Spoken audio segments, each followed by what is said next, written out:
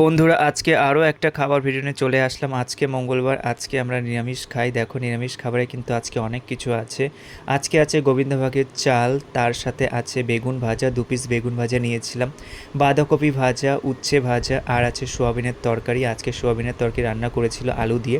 গরম গরম সোয়াবিনের তরকারি খেতে কিন্তু খুবই ভালো লেগেছিল। চলো খাবারগুলো খাওয়া যাক একের পর এক। প্রথমে উচ্ছে ভাজা দিয়ে খেলাম, প্রায় কয়েক সপ্তাহ পরে আজকে উচ্ছে দিয়ে ভাত খেলাম, খেতে কিন্তু খুব ভালো লেগেছিল।